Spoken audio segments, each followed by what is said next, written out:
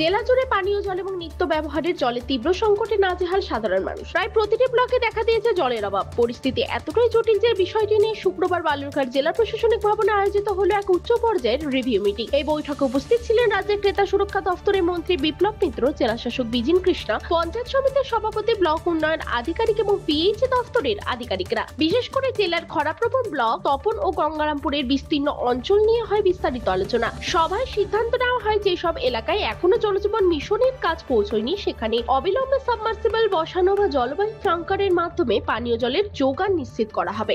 এছাড়াও মন্ত্রী বিপ্লব মিত্র জানান, জলের সমস্যার গুরুত্ব বুঝে দ্রুত সমাধানে উদ্যোগ নিচ্ছে রাজ্য সরকার। মানুষের কষ্ট লাঘু হবে, আমরা প্রতিশ্রুতিবদ্ধ। তিনি এই বিষয়ে আর কি বলেছেন শুনবো।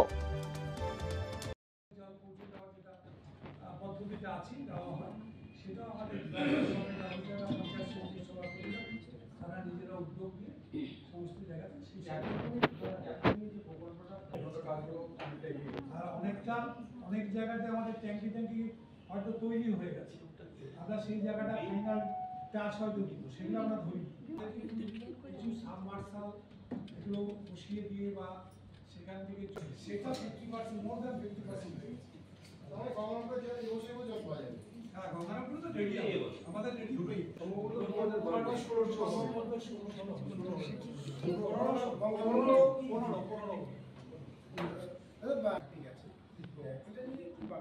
এটার বার্তা একটাই হচ্ছে, আমাদের মাননীয় মুখ্যমন্ত্রী সেই ব্যাপারটা on behalf of the government of West Bengal তিনি তার কথা বলেছেন। আমি তার বাইরে নই, যেহেতু আমি সেই মিনিস্ট্রির একটা অংশ, সুতরাং চিফ মিনিস্টার মমতা ব্যানার্জি বক্তব্য রেখেছেন আমাদের ছিল। পাশাপাশি জেলা শাসক বিজিন কৃষ্ণাও জানান, যেখানে জরুরি ভিত্তিতে ব্যবস্থা নিতে হবে সেখানে দ্রুত পদক্ষেপ করা হবে। সকল ব্লকের রিপোর্ট অনুযায়ী কাজ চলবে। তিনি আর কি বলেছেন শুনবো। মন্ত্রী ওনাদের ফিডব্যাকটা নিলাম, ঠিক আছে। এবার তার ভিত্তিতে ভিডিওদের কাছ থেকে একটা ফিডব্যাক নিলাম।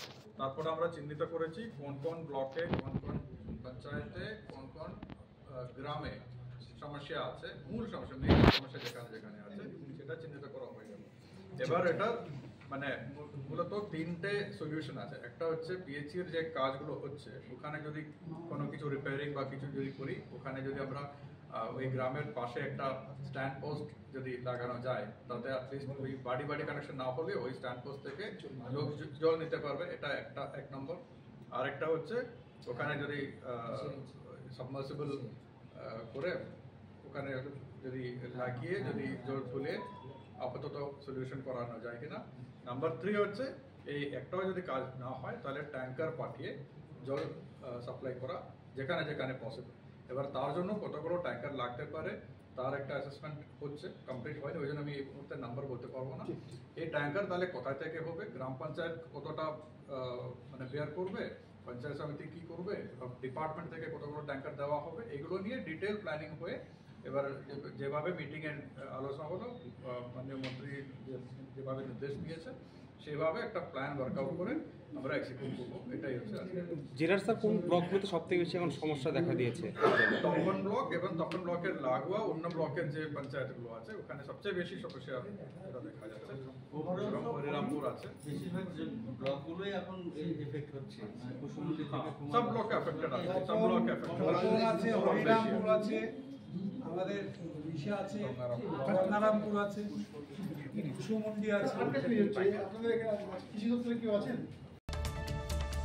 তবে প্রশাসনের আশ্বাসে কিছুটা স্বস্তি মিললেও কবে এই সমস্যা পুরোপুরি মিটবে তা নিয়ে এখনো সংশয়ে সাধারণ মানুষ। দক্ষিণ দিনাজপুরে বালুরঘাট থেকে নিজস্ব প্রতিনিধি রিপোর্ট, টাইমস 14 বাংলা।